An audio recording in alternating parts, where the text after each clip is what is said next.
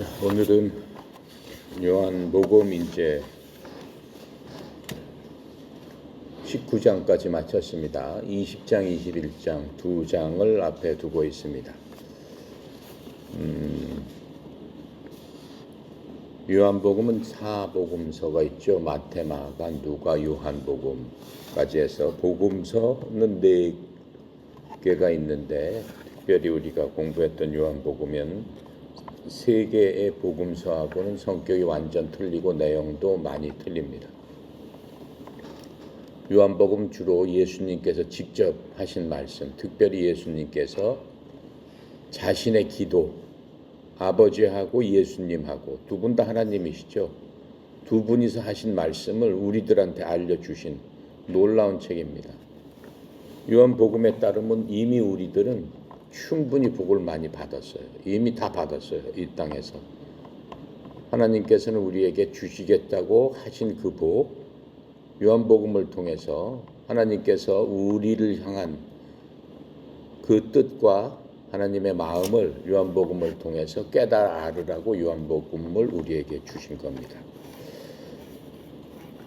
어제가 교회에서는 부활절 날이었어요.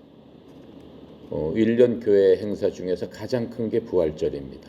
예수를 믿는 그 기독교의 기본은 어제 부활절이 없으면 기독교는 사실은 빈 껍데기고 믿을 이유가 하나도 없습니다. 믿을 가치가 없는 그러한 종교입니다. 근데 예수님께서 부활하시고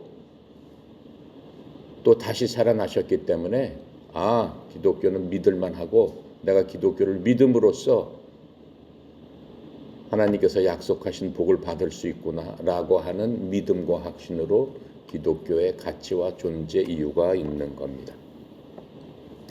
바로 어저께가 바로 그 부활절이었습니다. 부활절이었다는 얘기는 잠시 돌아가 보면 예수님께서 살아나셨다는 얘기인데 그 얘기는 예수님께서 돌아가셨다는 얘기죠. 우리가 19장을 공부하면서 예수님께서 돌아가신 그 일들을 우리가 공부를 했습니다. 지금 이 시간에는 예수님께서 이 땅에 오셔가지고 제자들하고 마지막 돌아가시는 그 순간을 한번 다시 정리해서 요약해 보도록 하겠습니다. 이 땅에 태어난 사람마다 운명이라는 게 있습니다. 모든 사람은 하나님께서 사람들을 이 땅에 태어나게 하셨을 적에 거저 왔다가 그냥 가는 그러한 의미로 사람들을 이 땅에 보내시지 않으셨습니다. 예수님도 정해진 운명에 따라서 이 땅에 오신 것을 우리가 이미 공부해서 알고 있습니다. 예수님은 사람의 몸을 입고 이 땅에 오셨습니다. 예수님이 원래 계시던 곳은 이 땅이 아니죠. 원래는 하나님의 왕국, 저 천국에 계시다가 이 땅에 오시는 운명을 입고 이 땅에 하나님의 때 딱 그 시간에 오셨습니다. 오셔가지고 정해진 운명이 일반인들하고는 틀리게 이 땅에서 환영받지 못하고 또 예수님의 위치가 가장 낮은 계층 사람으로 살다가 일반인들처럼 평범하게 살지 못했고 십자가에서 피를 흘려서 고생 끝에 죽어야 된다라고 하는 게 이 세상 만들기 전에 만들어진 예수님의 운명이었습니다. 우리가 공부했던 요한복음 13장부터 17장까지 보면은 예수님께서 3년 반 동안 예수님은 33년 동안 이 땅에 살다가 인간의 나이로 그렇게 돌아가십니다. 그런데 30년 동안의 삶은 그냥 어려운 힘든 계층의 부모님을 만나서 그렇게 힘들게 살았습니다.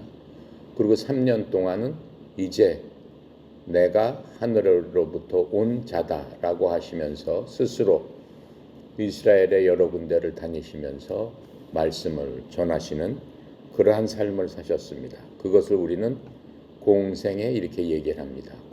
공공적인 일반들하고 같이 3년 동안을 생활하셨다라는 의미입니다. 공생의 시작이 13장부터 시작됩니다. 공생의 시작은 이제 요한복음 처음부터 시작이 되죠. 공생의 시작 가운데서 예수님께서 돌아가셔야 되겠다. 3년을 마치시고 공생애를 마치신다는 의미는, 예수님께서 공생애를 마치신다는 의미는 다른 거 없어요. 바로 십자가에서 돌아가시게끔 운명이 정해져 있기 때문에 마치자마자 돌아가시는 겁니다.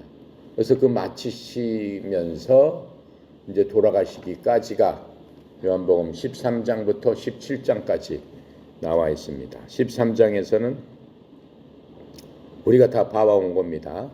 예수님께서 돌아가시기 몇 시간 전에 제자들의 발을 씻어주면서 우리가 그림에서도 많이 보죠. 최후의 만찬, 예수님과 저녁 식사를 하는 그런 것들을 13장에서 얘기를 해주고 있습니다. 14장에서는 발을 씻어주시고 곧 제자들이 너무 놀랬죠. 갑자기 스승이 물을 떠다가 제자들 발을 씻기니 이게 무슨 일인가 생각을 하게 됩니다. 그런데 예수님께서 14장에서 말씀하세요. 나는 곧 길이요 진리요 생명이니 나를 말미암지 않고는 아버지께로 올 자가 없다라고 말씀해 주십니다. 그러면서 내가 이제 너희들을 떠난다라고 말씀하세요. 제자들이 깜짝 놀래죠. 예수님을 통해서 이 땅에서 출세를 좀 해보려고 했는데 이제 떠난다니 무슨 말씀이십니까? 라고 말씀하세요. 예수님께서 설명을 해 주십니다. 내가 가는 것이 너희들에겐 더 유익이 있다. 내가 가게 되면은 나 대신 누구를 보내줘요? 성령님, 즉 위로자를 보내주셔서 그 위로자께서 너희와 항상 함께하면서 너희들에게 평안을 주고 너희들을 끝까지 보호해 주실 것이다 라고 말씀을 해 주십니다. 그게 14장입니다. 15장에 가서는 예수님께서 나는 포도나무요 너희는 가지다 라고 말씀해 주시면서 포도나무와 가지의 비유를 통해서 너희들이 포도나무인 나한테 붙어 있지 않고는 살 수 없다 라고 말씀하세요. 가지가 포도나무에서 떨어지게 되는 순간 말라서 죽게 된다라고 말씀하세요. 꼭 붙어 있어야 된다라고 말씀하고 계십니다. 그러시면서 이제 16장에서 성령님께서 이제 오신다. 성령님께 오셔서 너희들을 보호할 뿐만 아니라 이 세상을 심판하러 오신다. 이렇게 말씀해 주시고 계시죠. 죄에 대해서, 의에 대해서, 세상 임금에 대해서 심판하러 오시는 그분이 있으니 곧 성령님이시다. 이렇게 말씀하십니다. 그렇게 말씀하시면서 이제 겟셋마네 동산에서 제자들 몇 명을 데리고 가시면서 그 겟셋마네 동산에서 예수님께서 직접 하나님께 드리는 기도가 있어요. 제자들을 위해서 기도하고 예수님 자신을 위해서 기도하고 앞으로 생길 교회, 우리들을 위해서까지 예수님께서 기도해 주시면서 우리 모든 사람들을 아버지 하나님께 맡깁니다 라고 하는 그 예수님의 기도를 우리가 봅니다.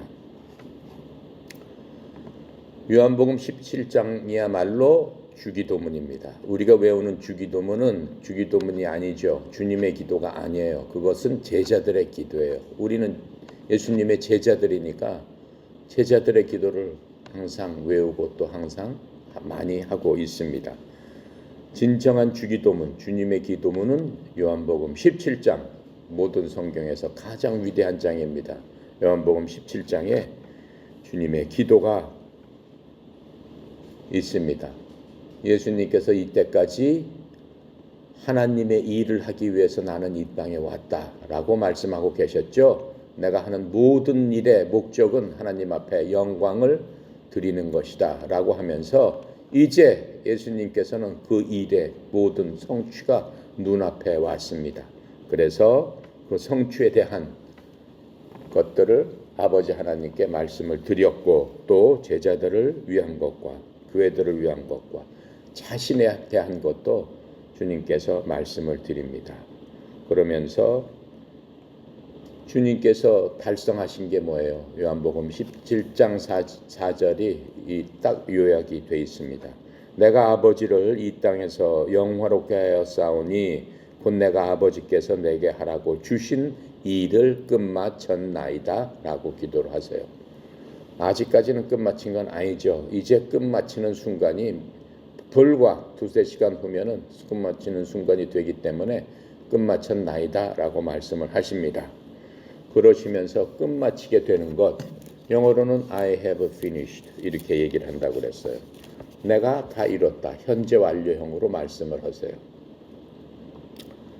이 일은 어때요? 이제 몇 시간 후면은 이루어지지만 십자가에서 죽으시고 어떻게 되셨어요? 아리마대 요셉의 무덤에 묻히시고 3일 후에 부활하시는 그것들 우리가 요한복음 19장에서 봤습니다. 바로 이것을 우리는 복음이라고 한다라고 얘기를 했어요. 복음은 무엇입니까? 우리가 복음을 전하자라고 얘기를 하잖아요. 교회 사명이 뭐예요? 목표가 뭐예요? 항상 복음을 전하고 하나님의 말씀을 전하자라고 했는데 그 핵심은 바로 그거예요. 예수님께서 십자가에서 죽으시고 묻히셨다가 3일 만에 부활하셨습니다. 그것을 전하자라고 하는 거예요. 그게 복음의 핵심이에요. 예수님께서 I have finished는 바로 그것을 끝마쳤습니다 라고 아버지 하나님께 기도로서 보고드린 그 내용입니다. 자, 그렇다면 우리는 무슨 시대에 살고 있어요? 신약 시대에 살고 있습니다. 영어로는 New Testament라고 얘기합니다. 예수님 전에 사람들은 어디서 살고 있었어요? 구약 시대에 살고 있었어요. 구약 시대는 영어로는 Old Testament라고 얘기합니다. 테스트먼트라는 거는 언약이라는 뜻입니다.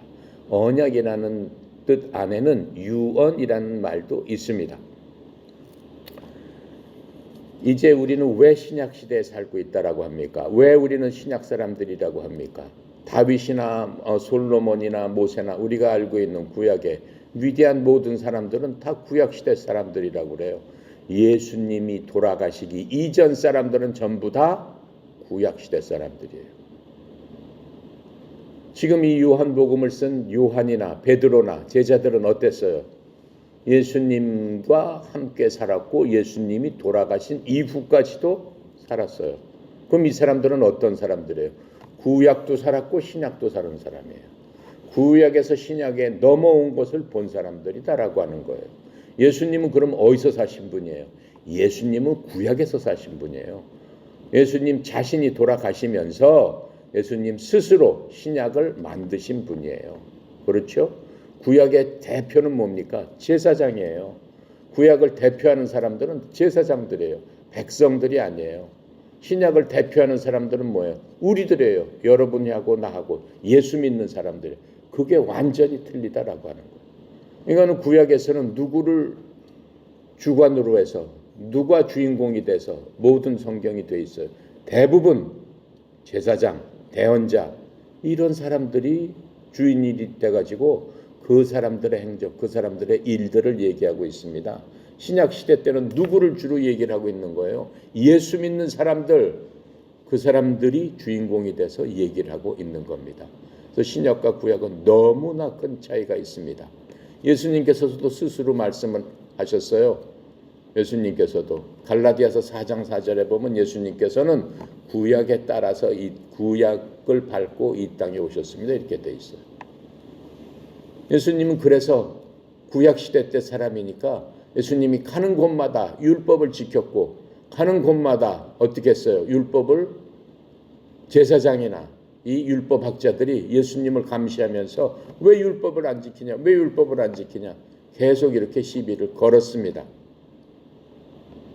예수님께서 율법을 안 지킨 건 없습니다. 예수님께서 율법을 다 지키셨지만 예수님께서 지키지 않으신 그 율법의 예는 뭐였냐면은 그건 하나님이 만들어 놓으신 율법이 아니다라고 하는 거예요. 하나님께서 주신 율법을 제사장들이나 또 율법학자들이 자기네들이 그것을 기초로 스스로 여러 가지 규칙을 만들었어요. 규례를 만들어 가지고 그것을 안 지키는 것이 마치 아버지 하나님께서 이스라엘 백성에게 준 율법을 안 지키는 것처럼 사람들을 억압했고 자기네 편의대로 자기의 이익을 위해서 그러한 율법을 만들어 놓고 1500년 동안 이스라엘 사람들을 억압했던 겁니다. 그러니까는 예수님께서 이 땅에 오셔가지고 그들을 꾸짖었죠. 계속해서 꾸짖었습니다. 그러시고 예수님께서는 그 율법도 밝히 알려주시고 예수님께서 이제 마지막 이 요한복음의 18장, 19장에서 돌아가시는 그런 것들을 우리가 보게 되는 겁니다.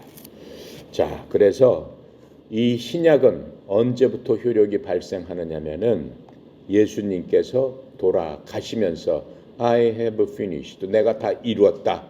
요한복음 19장 30절에 말씀하시죠. 내가 다 이루었다라고 하시며 어떻게 해요?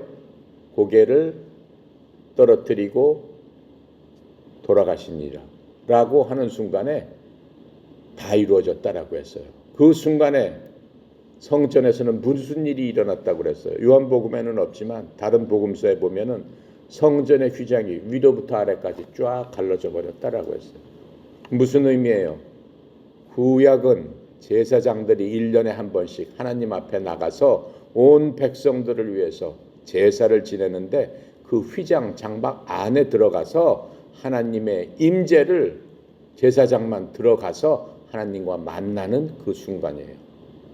하나님께서 그렇게 정해 주셨어요. 그런데 반드시 장막을 통해서 제사장 한 사람만 1년에 한 번씩 들어가게 돼 있어요. 일반 백성들이 하나님을 믿는다고 해서 제사장들이 있는 그 성전에 들어갈 수 있어요? 못 가죠. 성전 뜰 앞에서만 제사장들을 만나게끔 돼 있어요. 그 안에 들어가는 사람은 모든 사람을 대신해서 제사장 혼자 들어가는 겁니다. 그게 구약이에요. 그런데 예수님께서 다 이뤘다라고 하면서 혼자만 들어가야 되는 그 장막을 비밀의 장막이겠죠. 완전히 찢어버렸단 말이에요. 위에서부터 아래까지 완전히 찢어버렸단 말이에요. 그래서 누구나 그 지성소를 볼 수 있게끔 예수님께서 공개를 해주셨다라고 하는 거예요. 그러시면서 저희들한테 뭐라고 얘기하는 거예요? 너희들은 왕가의 제사장이다 이렇게 말씀하셨어요. 너희들이 지금부터는 제사장이다 이렇게 말씀하셨어요. 누구를 통해서 가는 게 아니고 너희들은 내가 준 하나님께서 보내신 무엇이 있다라고 그랬어요. 성령이 너희 마음속에 계시기 때문에 하나님을 모시고 있는 바로 너희들이 지성소 안에 있는 법궤다라고 말씀하시는 거예요. 왜 지성소 안에 제사장만 들어가요? 그 안에는 하나님의 영광이 들어있는 법궤가 있기 때문에 그래요. 그 안에서 하나님의 영광이 드러났다고 그래요. 그래서 그 안에 하나님의 영광을 볼 수 있는 사람은 죄가 있는 사람은 못 봅니다. 제사장처럼 항상 하나님의 말씀에 의지하고 말씀에 순종하면서 사는 사람만 하나님의 영광을 위해서 그 안에 들어갈 수 있다라고 하는 거예요. 근데 예수님께서 확 찢어 놓으시고 너희들이 바로 제사장이다라고 하신 거예요. 왜 그래요? 우리 속에 성령님 하나님의 영이 이제는 계시기 때문에 우리가 그 법궤랑 똑같다라고 하는 거예요. 우리가 그 성전과 똑같다라고 하는 거예요. 그러시면서 예수님께서 뭐라고 그러셨어요? 바로 너희들이 뭐다? 교회다라고 하는 거예요. 교회다. 교회는 뭐라고 그랬어요? 교회라는 건 한 가지 뜻을 갖고 모인 사람들의 집합체가 교회이기도 하지만 그것을 지역교회라고 하는 겁니다. 예수님을 믿는 사람들이 모인 그러한 집합체, 에클레시아, 그게 지역교회예요. 그런데 우리 개인 하나하나는 또 뭐예요? 하나님의 영이 우리 속에 들어와 있기 때문에 하나님의 계신 곳을 성전이라고 하잖아요. 하나님이 계신 곳이다라는 뜻이에요. 성전, 거룩한 집이다라고 하는 거예요. 우리 속에 우리가 하나님이 계시면 우리가 성전이 됐다라고 지금 말씀하고 계시는 거예요. 우리가 거룩한 하나님의 성전이다라고 말씀하시는 거예요. 성경에서 뭐라고 해요? 내 몸을 똑바로 해라. 왜? 내 몸은 네게 아니요 하나님이 계신 거룩한 성전임을 너희들이 깨달아 알지 못하느냐 이렇게 말씀하시면서 우리로 하여금 깨달아 알 수 있도록 해주시는 겁니다. 바로 그게 이제 신약의 시작이 되는 겁니다. 이 새 언약은 뉴 테스터먼트라고 그랬죠. 유언이라는 뜻이 있다라고 그랬어요. 유언은 뭐예요? 아버지께서 나한테 유언으로 뭘 미리 남겨주셨다라고 말씀하세요. 그러면 아버지께서 살아 계실 적에 유언장을 써놓으셨어요. 이 집은 누구한테 주고, 이 차는 누구한테 주고, 내가 갖고 있는 돈은 누구한테 줘야 되겠다라고 해서 이렇게 써놓으셨어요. 그래서 잘 놔뒀어. 그런데 써놨다고 해서 그 집이 내게 됩니까? 아니잖아요. 언제 내게 되는 거예요? 아버지가 돌아가시게 되면은 아버지가 써놓은 그 유언이 효력을 발생해서 그 유언대로 나눠 갖게 되는 겁니다. 예수님도 마찬가지세요. 예수님께서 이 땅에 오셔서 제자들한테 많은 말씀을 하셨어요. 많은 약속의 말씀을 하셨어요. 그런데 예수님의 그 약속의 말씀은 언제 효력이 있는 거예요? 예수님께서 십자가에서 I have finished. 내가 다 이뤘다. 라고 하면서 고개를 떨구고 돌아가시는 그 순간 예수님의 약속의 말씀은 효력이 있어서 그 약속을 믿는 사람에게는 어떻게 된다는 거예요? 그 유언이 집행이 된다라고 하는 거예요. 그 유언을 믿는 사람들이 누구예요? 여러분이나 나다라고 하는 거예요. 그 믿는 사람을 성경은 뭐라고 얘기하는 거예요? 성도다라고 얘기하는 거예요. 그렇죠? 교회 가면 성도 여러분 이렇게 얘기하잖아요. 영어로는 뭐라고 얘기하는 거예요? 세인트다라고 얘기하는 거예요. 세인트가 뭐예요? 성자라고 얘기하는 거예요. 그러니까 여러분이나 나는 하나님의 눈으로 봤을 적에는 전부 다 세인트예요. 성자라고 얘기하는 거예요. 천주교에서는 성자는 뭐예요? 엄청난 유명한 사람이에요. 천주교에 가면 그 교회 안에 상이 다 있잖아요. 베드로상, 무슨 바울상, 무슨 성누구상 해서 성이 붙어 있잖아요. 그건 다 엉터리 성자예요. 하나님께서 말씀하시는 것 성자는 누구라는 거예요? 예수를 믿는 우리가 다 성자다라고 얘기하는 거예요. 그래서 성경에는 항상 이렇게 얘기를 하잖아요. 저 신약 성경에 보면은 바울이 고린도 교회에 있는 성도들에게 문안하노니, 성도들이라는 건 뭐예요? 세인트라고 써 있어요. 원문에는 고린도 교회에 있는 성도들, 그렇죠? 에베소 교회에 있는 성도들, 어느 성도들, 엄청난 거예요. 그러니까 여러분이 죽어서 무덤에다가 성 누구 이렇게 쓰는 게 사실은 마땅한 거예요. 김대건만 성 누구 이렇게 쓰는 게 아니에요. 하나님께서 우리를 성도로서, 그렇죠? 우리를 말씀해주고 계시는 겁니다. 자, 그래서 히브리서 9장 15절부터 17장에 보면 이렇게 말씀해주고 계세요. 신약에 대해서 이런 까닭에 예수님께서 새 상속 언약의 중재자이시니 이것은 첫 상속 언약 아래 있던 범법들을 구속하시려고. 예수님께서는 새 상속 언약이라고 그랬어요. 그러니까 신약이라는 뜻이죠. 그리고 첫 상속 언약 아래 있던 범법들, 그 뭐예요? 구약에서 있었던 그 많은 죄들, 이런 것들을 구속하시려고 죽으심으로써 부르심을 받은 자들이 영원한 상속유업의 약속을 받게 하심이라. 예수님께서 죽으시면서 뭘 때문에 죽었다라는 거예요? 그 범법, 율법에 따라서 다 죽어야 되는 사람들, 누구들? 여러분이나 나.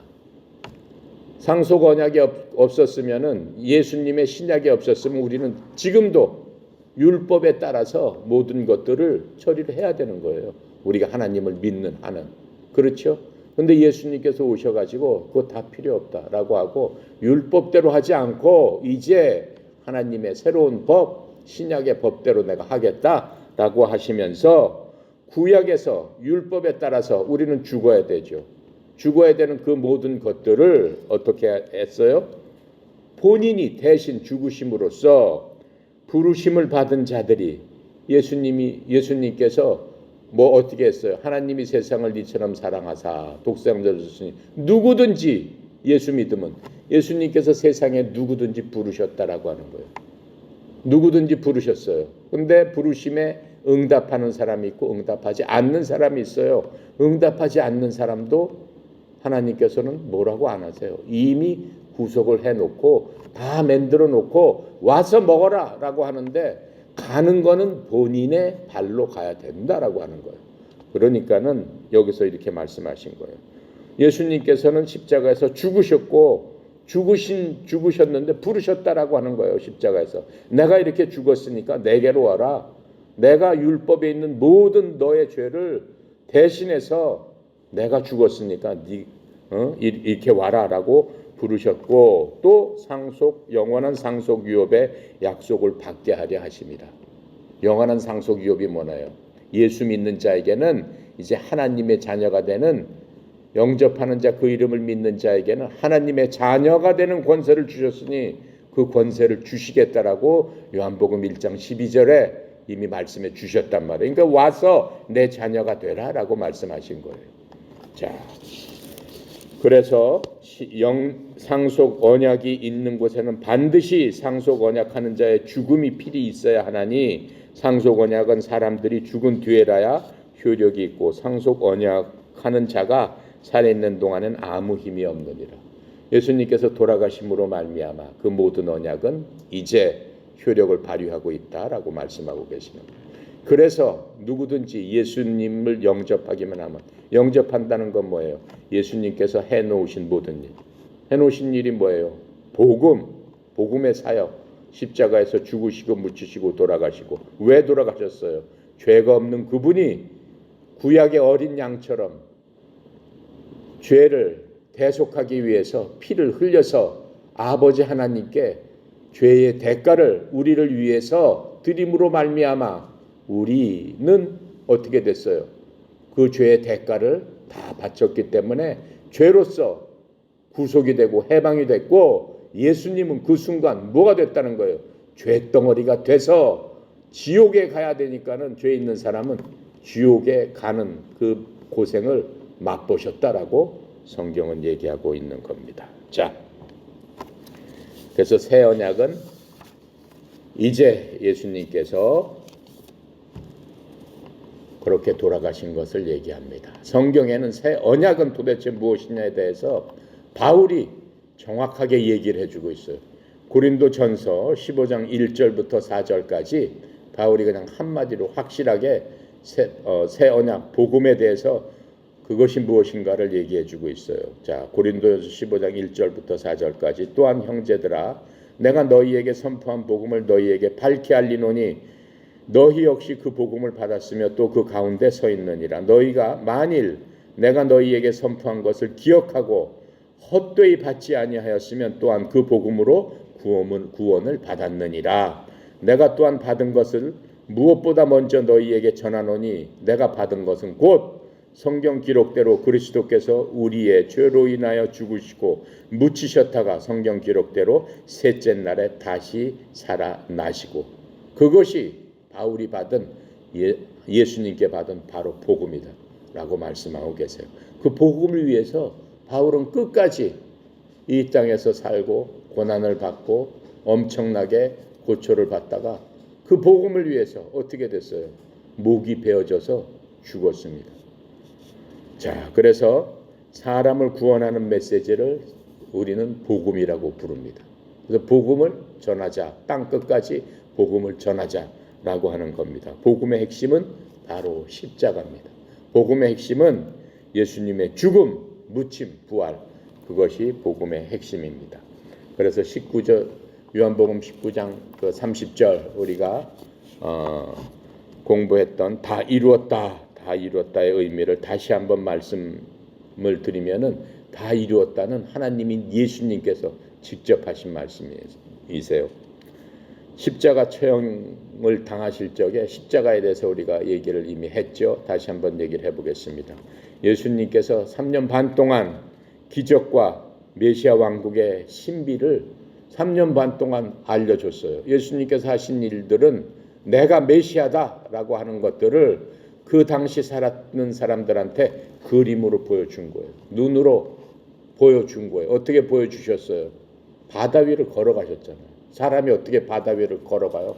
과학적으로 따지면 중력이 있어가지고 어떻게 사람은 가라앉게 돼 있어요. 바다 위를 걸으셨어요. 폭풍우야 잠잠해라. 바다가 말을 들었어요. 기온이 말을 들었어요. 그렇죠? 나무들도 말을 들었어요. 무화과 나무에 말라라 그랬더니 그 순간에 말라버렸어요. 그렇죠? 나귀가 거기 있어라 그랬더니 나귀 새끼가 거기 있었어요. 그것뿐 아니잖아요. 수천 명의 사람들을 어떻게 해요? 아무것도 없는데도 불구하고 창조의 역사를 일으켜가지고 빵과 물고기가 생겨나가지고 그냥 먹게 했어요. 과학적으로는 있을 수가 없는 얘기예요. 그거는 되지가 않는 얘기예요. 근데 그 모든 것들을 그렇게 만드셨어요. 어떻게 만드실 수 있어요? 과학을 만드신 하나님이시기 때문에 만드실 수 있다라고 하는 거예요. 인간의 지혜를 갖다가 주신 분도 하나님이기 때문에 그 하나님께서는 인간이 할 수 없는 모든 것들을 다 보여주셨어요. 어디까지 하셨어요? 생명까지 다시 만들어 주셨잖아요. 나사로야 나오라 라고 했을 적에 죽은 나사로가 생명이 다시 들어가서 칭칭 감고 나오는 그것들을 우리가 성경에서 봤습니다. 그렇게 보여주신 이유가 뭐예요? 너희들은 나를 믿을만 하다라고 하는 것. 나는 하나님이다 라고 하는 것들을 우리에게 보여주신 거예요. 보여주시면서 이제 이 정도면은 내가 창조주 하나님이고 너희의 생사화복을 주관하고 있고 내 손으로 갖고 있는 나임을 너희들이 믿어야 할지니라 라고 하시면서 그 모든 것들을 보여주신 겁니다. 그런데 이 십자가에서 죽음은 어떤 죽음이라고 그랬어요? 정말로 저주와 수치와 모욕과 또한 아주 잔인함의 상징이라고 했습니다. 이 십자가는 누구에 의해서 예수님은 돌아가신 거예요? 이스라엘 사람으로 메시아로 오셨음에도 불구하고 그 메시아인 하나님, 이스라엘 사람들은 특히 많은 복을 받았죠. 하나님께서 수천 민족 가운데서 아브라함이라는 한 사람을 통해서 이스라엘이라는 국가를 건설하시고 그 건설하신 그 민족을 뭐라고 얘기했어요? 선택된 민족이다라고 얘기했어요. 지금도 이스라엘 사람들은 다른 민족들은 아주 발 아래로 보고 있습니다. 왜 그래요? 우리는 하나님께 선택된 민족이다. 이런 자긍심을 갖고 있어요. 그것을 선민의식이라고 하는 거죠. 그걸 시오니즘이라고 하는 거예요. 그렇게 하는데 그 사람들은 어떤 사람들이에요? 바로 그렇게 선택된 하나님을 죽인 사람이다라고 하는 거예요. 누구랑 합작해서? 당시 이스라엘을 지배하고 있던 로마와 합작을 해서 예수님을 십자가에서 처형을 했습니다. 십자가의 처형은 무슨 처형이라고 그랬어요? 로마 사람들한테는 절대로, 일반 사람들한테는 절대로 적용하는 형벌이 아니라고 했습니다. 왜 그래요? 너무나 수치스럽고 너무나 잔인하기 때문에 국가를 반역한 이방인들, 다른 나라 사람들한테 그 처형을 적용하는 게 로마법이라고 했습니다. 그럼에도 불구하고 예수님께서는 그렇게 하신 적이 없는데도 불구하고 이스라엘 사람들의 강권으로 말미암아 빌라도가 어떻게 해요? 그냥 예수님을 니네 멋대로 하라라고 내주면서 그 팻말을 썼죠. 십자가 처형할 적에는 반드시 죄목을 적어야 되는데 그 팻말에 3개의 언어로 썼다고 그랬습니다. 뭘로 썼다고 그랬어요? 로마어, 히브리어, 그 다음에 헬라어 이렇게 썼다고 했습니다. 그 당시 그 3가지 언어가 그 당시에는 세계적인 공통어였어요. 모든 사람들, 세계의 모든 사람들이 깨달아 알 수 있다라고 했어요. 그렇죠? 히브리어는 종교를 대표하는 언어입니다. 헬라어, 그리스어는 이 세상의 철학을 대표하는 언어입니다. 로마어는 뭐예요? 이 세상의 법을 대표하는 그러한 언어입니다. 그 세상의 종교와 법과 철학을 다 합해서 예수님한테 그렇게 그런 짓을 했는데 거기에는 뭐라고 썼어요? 유대 왕 나사렛 예수 이렇게 썼어요. 빌라도가 예수님을 믿었습니까? 믿지 않는 사람입니다. 로마 사람입니다. 그런데도 불구하고 빌라도가 그냥 썼는데 그 말은 무엇을 성취한 거예요? 성경의 말씀을 성취한 거예요. 마태복음에 예수님께서 이 땅에 태어나실 적에 어떻게 했어요? 유대 왕으로 태어나실 분이 오신다라고 마태복음 2장 2절에 있어요. 그런데 바로 유대 왕이라고 빌라도가 무심결에 썼는데 빌라도를 통해서라도 하나님께서는 그 약속을 이루신 분임을 우리가 알 수 있습니다. 자, 그렇게 하고 그 처형장은 바로 도시 바깥에 세워져서 유월절 날 전에 이루어졌음을 우리가 알 수 있습니다. 자, 그렇게 하고 그렇게 다 그러한 일들이 있었을 적에 로마 병사들이 예수님을 처형장에서 예수님이 갖고 있던 소지품을 나누어 가졌죠. 나누어 가지고 또 예수님께서 그러한 모욕을 당하고 나중에는 어때요? 예수님이 매 십자가가 가운데 있었고 양쪽에 강도의 십자가가 양쪽에 있습니다. 강도 반역자들의 십자가가 흉악범의 십자가 양쪽에 있었습니다. 양쪽에 있었는데 무슨 일을 당해요? 유월절이기 때문에 6시 이전에 시체를 치워야 되는 그 관례에 따라서 어떻게 했어요? 양쪽에 죄인들을 보니까 아직 죽지 않았어요. 그랬더니 망치로 갖고 가가지고 모든 관절을 쳐서 죽여버립니다. 관절을 쳐서 다리를 꺾었다라고 해서 죽이는 그거에 나오죠. 근데 예수님께서는 다 이루었다라고 하시면서 본인 스스로 딱 목숨을 끊으십니다. 이 땅에서는 내가 다 이뤘으니까 끝났다라고 하늘로 가시는 겁니다. 하늘로 가시지는 않죠. 지옥으로 내려가시는 겁니다. 자, 그렇게 했는데 어떤 일이 벌어져요? 와서 로마군이 돌아가셨음에도 불구하고 창으로 어떻게 해요? 창으로 예수님의 옆구리를 찔러서 예수님의 물과 피를 다 흘리게 하는 그러한 일들을 우리가 볼 수 있습니다. 그렇게 하시면서 예수님께서 이제 돌아가시기 전에 십자가상에서 몇 마디를 하신다고 그랬어요? 7마디를 하신다고 그랬어요.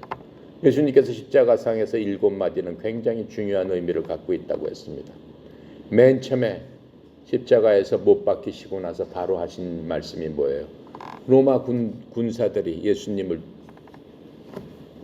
뉘어놓고 십자가에다 뉘어놓고 예수님을 뉘어놓고 팔을 벌려서 어떻게 하는 거예요? 손목에다가 못을 박았어요. 손바닥에다 박지 않았다고 그랬어요. 손목에다 박았어요. 손바닥에다 박으면은 끌어올리면 어떻게 해요? 십자가 어떻게 되겠어요? 중량 때문에 찢어져 버리겠죠. 그러니까는 뼈하고 뼈 사이 이 팔목에다가 못을 박습니다. 딱 박고 양발에도 박습니다. 로마 군사가 박았어요. 그 옆에 사람들이 쳐다보고 있습니다. 그 사람들도 실제로 못을 갖고 망치로 내려치진 않았지만 똑같은 사람들이었어요. 죽여라 죽여라. 그렇죠? 빌라도는 끝까지 3번이나 이 사람한테는 죄가 없다. 계속 얘기했지만 끝까지 죽이라고 해서 그들 소원대로 받게 됩니다. 그 꼴을 보시고 예수님께서 그 고통 중에서도 뭐라고 말씀하세요? 주여 저들을 용서하여 주시옵소서. 저들은 자기가 하는 짓이 무엇인지 모릅니다. 이렇게 말씀해 주셨어요. 그 고통 가운데서도 주여 저들을 용서하소서. 어떻게 그렇게 말씀을 하실 수 있겠어요? 그런데도 그렇게 말씀을 하시네. 그건 무슨 얘기예요? 그 얘기는 우리한테 죄 지은 사람들을 용서해 줘라 라고 말씀하시는 겁니다. 그래서 우리는 항상 주님의 말씀대로 주님께서 이 땅에서 하신 것 모든 일들은 믿는 하나님의 백성들, 믿는 하나님의 자녀들에게 본을 보여주시기 위해서 하신 그러한 것들이었습니다. 두 번째로 주님께서는 그렇게 해서 바닥에서 모든 십자가가 공중으로 섰습니다. 고통 가운데 매달려 계십니다. 고통 가운데 다들 매달려 있고 주님 오른쪽 왼쪽에 2명의 행악자들이 범법자들이 사형수들이 고통 가운데 신음 가운데 그 신음 가운데서도 워낙 가까운 사람들이기 때문에 주님을 조롱합니다. 네가 메시아면은 우리를 좀 살려줘라. 하나님한테 얘기해서 너뿐만 아니라 우리도 이 자리에서 벗어나게 좀 해다오. 이렇게 얘기하면서 네가 메시아라며 내가 하나님이라며 이렇게 얘기합니다. 그런데 한 행악자가 그 다른 행악자한테 얘기합니다. 우리는 십자가에서 이렇게 죽을 만한 그러한 범죄를 저질러서 우리가 이렇게 죽는 것이 마땅하지만 이 사람은 무슨 죄가 있느냐? 내가 들어봤더니 이 사람은 그런 사람이 아니다. 그러면서 주님한테 얘기합니다. 주여 당신의 나라에 임할 적에 저를 기억하여 주시옵소서. 이렇게 얘기를 해요. 그 말씀을 들은 주님께서 말씀하세요. 그래 오늘 내가 나와 함께 낙원에 있으리라 라고 말씀해 주세요.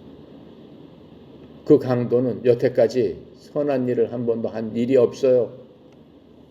하나님한테 기도한 적도 없어요. 무엇인가 누구를 위해서 뭐 해본 적도 없어요. 인생을 살면서 악한 일만 하다가 결국에는 너무 악해서 십자가형까지 받아서 이제 죽습니다. 불과 몇 시간이면은 이 세상의 삶은 마지막으로 가는 거고 저 세상 영원한 불 가운데서 이 세상에 살았던 죄의 대가를 치러야 되는 바로 그 절대절명의 순간에 어떻게 해요? 주님으로부터 오늘 저녁 내가 어디에 있겠다? 나와 함께 낙원에 있으리라 라고 하면서 무엇을 받은 거예요? 구원을 받았습니다. 어떻게 보면 이 사람이 온 인류 가운데 가장 복이 있는 사람이에요. 죽기 바로 몇 시간 전에 하나님께서 지옥불에서 영원히 살아야 됨에도 불구하고 하나님과 같이 살 수 있도록 주님께서 이 사람을 구원해 줬어요. 왜요? 왜? 그 사람의 죄를 바로 똑같은 십자가에서 예수님께서 다 안아주셨기 때문에 그렇고, 너는 육체적으로는 못에 박혀있고 다 찢어져서 이제 너는 죽지만은 하나님의 눈으로 봤을 적에는 더 이상 죄인이 아니다 라고 말씀하셨기 때문에 내가 낙원에 올 수 있다. 내가 나와 함께 낙원에 있을 것이다. 즉 죄인이 아니기 때문에 낙원에 간다라고 말씀을 해주시는 겁니다. 세 번째는 무슨 말씀을 하세요? 그 밑에 예수님의 어머니가 십자가 밑에서 예수님을 바라보면서 울고 있습니다. 그 옆에는 사랑하는 제자 요한이 있습니다. 요한을 보고 얘기합니다. 당신 내 어머니다. 어머니한테 얘기합니다. 여자여 당신의 아들입니다 라고 얘기합니다. 하나님 품 안에서는 믿는 모든 사람이 형제 자매고 어머니요 아버지요 딸이고 형제다라고 하는 말씀입니다. 사랑의 교제에 대해서 말씀을 하십니다. 요한이 어머니가 죽을 때까지 어머니를 모시는 그런 것들을 우리가 볼 수 있습니다. 그렇게 하시고 네 번째로는 어떻게 됐어요? 하늘이 깜깜해지기 시작했어요. 빛이 하나도 다 없어졌어요. 그게 약 낮 12시쯤입니다. 그러면서 3시간 동안 하늘은 온통 깜깜해지고 지진이 일어납니다. 엄청난 변화가, 기후변화가 있습니다. 뭐 새까만 칠흑입니다. 한시 앞을 볼 수 없습니다. 아무도 볼 수 없습니다. 천둥 번개가 칩니다. 그게 3시간 동안 계속됩니다. 그런데 예수님께서 말씀하세요. 지옥이 임한 겁니다. 이 땅에. 지옥의 현상이 무엇인가를 보여줍니다. 그렇게 읽고 다른 복음서에 보면은 무덤이 터져버렸다라고 얘기했어요. 그리고 큰 지진이 일어나고 폭풍우가 일어났다고 했어요. 그게 바로 이 땅에서 지옥을 하나님께서 보여주시는 겁니다. 지옥을 누가 맛보고 있는 거예요? 예수님께서 이제 지옥 속으로 들어가는 겁니다. 그게 뭐예요? 그러니까 예수님께서 뭐라고 말씀하세요? 엘리 엘리 라마 사막다니. 나의 하나님 어찌하여 나를 버리시나이까 이렇게 말씀하시는 거예요.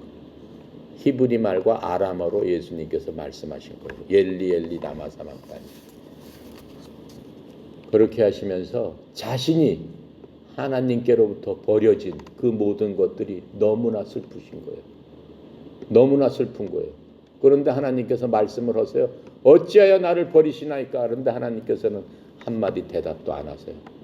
하나님과 단절된 거예요. 예수님께서 가장 힘들고 어려웠던 게 바로 그 순간이다라고 하는 거예요. 지옥은 그렇다라고 우리한테 알려주시는 거예요. 너무나 껌껌하고 어두운 곳에, 고독한 곳에, 아무것도 없는 곳에, 아무 얘기도 할 수 없는 곳에, 아무도 알아볼 수 없는 곳에 나 혼자 처절하게 죄에 대한 대가, 죄에 대한 후회, 죄에 대한 죽고 싶어도 죽지 못하는 그러한 심정을 갖고 끝까지 그곳에서 있어야 된다. 그것이 지옥이다 라고 말씀하시는 겁니다. 자, 그렇게 끝난 다음에 어때요? 바로 돌아가시기 전에 내가 목마르다 말씀하세요. 육신적으로 내가 목마르다라고 얘기하시는 거예요. 그러니까 그렇게 하신 데는 두 가지 이유가 있습니다. 거기에 올라가서 물과 피를 다 흘렸었으니 얼마나 그 이제 수분이 다 빠졌으니까 목마르다 하시겠어요. 지옥은 그런 거예요. 내가 목마르다. 누구 하나 지옥에 가면은 물 한 방울 마실 수 없다라고 그랬어요. 부자가 지옥에 갔을 적에 어떻게 거지 나사로한테 내 입에다가 물방울 조금만 찍어서 좀 이렇게 묻혀주면 안 되겠냐라고 얘기하죠. 그게 소원이다라고 하는 거예요. 그게 지옥이다라고 얘기하는 거예요. 지옥을 맛보시고 계시는 거예요. 그러면서 목마르다라고 하시고 그 다음에 6번째 뭐라고 말씀하셨어요? 그러면서 다 이루었다라고 말씀하시면서 뭘 다 이룬 거예요? 물과 피를 다 흘리고 내가 피를 다 흘려서 그 피로 주님 앞에 속죄의 양으로서 양의 역할을 내가 다 했다. 내 몸을 찢어가지고 너희의 모든 죄를 아버지 하나님 앞에 대제사장이 양의 피를 받아서 아버지 하나님께 드리러 가는 것처럼 내가 이제 내 피를 갖고 아버지한테 가는 그것만 남았다. 돌아가시는 순간 어떻게 되는 거예요? 아버지한테 그 피 갖고 가는 거예요. 속죄의 죄를. 이 모든 인류의 죄를 내 몸으로 대신해서 내 피로 이렇게 드려서 내가 아버지 앞에 이 구속의 일들을 내가 다 했습니다. 그 말씀을 하시는 겁니다. 그래서 다 이루었다라고 하시고 마지막에 뭐라고 하시고 돌아가신 거예요. 우리 요한복음에는 없고 마태복음에는 아버지여 내 영을 아버지께 맡기나이다 라고 하시면서 숨을 거두시는 겁니다.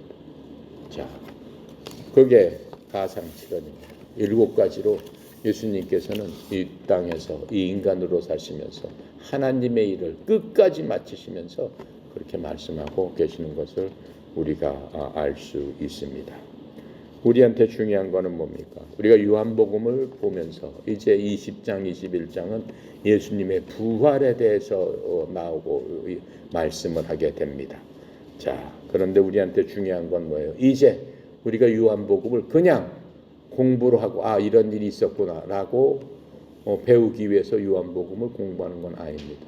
우리가 요한복음을 공부함으로써 우리한테 유익이 되고 우리가 삶에서 어떻게 믿는 자로서의 삶을 제대로 살아야 될 것인가를 주님께서는 제자들한테 다락방에서 알려주셨듯이 이제는 말씀을 통해서 우리한테 알려주시는 거예요. 어떻게 너희들이 매일매일의 삶을 어떻게 살아야 되느냐, 현실적으로 어떻게 살아야 되느냐라고 알려주시는 거예요.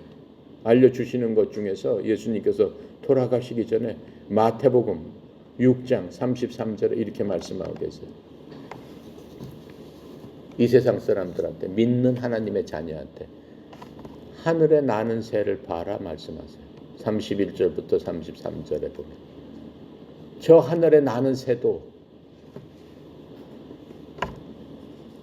내가 먹이고 입히거늘, 그렇죠? 하늘에 나는 새, 들에 핀 백합화를 봐라. 그 모든 것들을 내가 먹이고 입히거든 하물며 너희일까 보냐. 내가 니네 아버지다라고 얘기하세요. 그러시면서 아들이 빵을 달라고 그러는데 돌을 줄 사람이 어디 있고, 아들이 생선 달라고 하는데 뱀을 줄 아버지가 어디 있느냐. 이 세상 아버지도 자기 아들한테는 그렇게 잘 챙겨주는데 하물며 하늘에 있는 아버지는 어떻겠느냐. 하늘에 있는 아버지는 누구예요? 우리 아버지, 여러분의 아버지는 어떻겠느냐. 그렇죠? 그러니까 너희들은 먼저 뭘 하라고 그랬어요? 하나님의 나라와 의를 구해라. 그러면은 너희의 필요한 것, 각자 나나 여러분 각자에 필요한 것이 무엇인지 내가 다 알고 있기 때문에 네가 필요한 그것보다 더하여 주리라. 플러스해서 주리라 이렇게 말씀하세요. 그게 예수님께서 제자들한테, 우리들한테 얘기하는 비결이다라고 하는 거예요. 그러니까 우리가 삶 속에서 그렇게 해야 된다라고 하는 거예요. 아버지, 제가 지금 힘이 들어요. 아버지, 제가 짭이 없고 정말 힘들고 어려워요. 아버지, 세상이 힘들고 코로나 때문에 여러 가지 다 어려워요. 아버지, 고쳐주세요. 물론 그 기도는 중요하죠. 근데 그 기도를 그렇게 하라는 거예요? 그렇게 하지 말라라고 하는 거예요. 지금 어떻게 하라는 거예요? 먼저 그렇게 기도하지 말고 먼저 하나님의 나라와 의를 위해서 아버지께 구해라. 이렇게 얘기하는 거예요. 먼저 그럼 하나님의 나라와 이거 뭡니까 도대체? 하나님께서는 우리한테 주신 게 있어요. 뭘 주셨어요? 사람은 누구나 갖고 있는 게 있어요. 오관을 주셨어요. 오관. 그렇죠? 눈, 코, 이, 귀 느끼고, 그렇죠? 냄새 맡고 한 오관을 주셨어요. 근데 오관을 통해서 뭘 해라? 하나님의 나라와 의를 먼저 구해라. 하나님의 나라라는 게 뭡니까? 하나님의 나라라는 건 뭐예요? 나라는 뭘로 이루어지는 거예요? 주권과 영토와 국민, 그 세 가지 요소가 합해 있으면 나라라고 하는 거예요. 그게 하나라도 없으면 나라라고 할 수 없어요.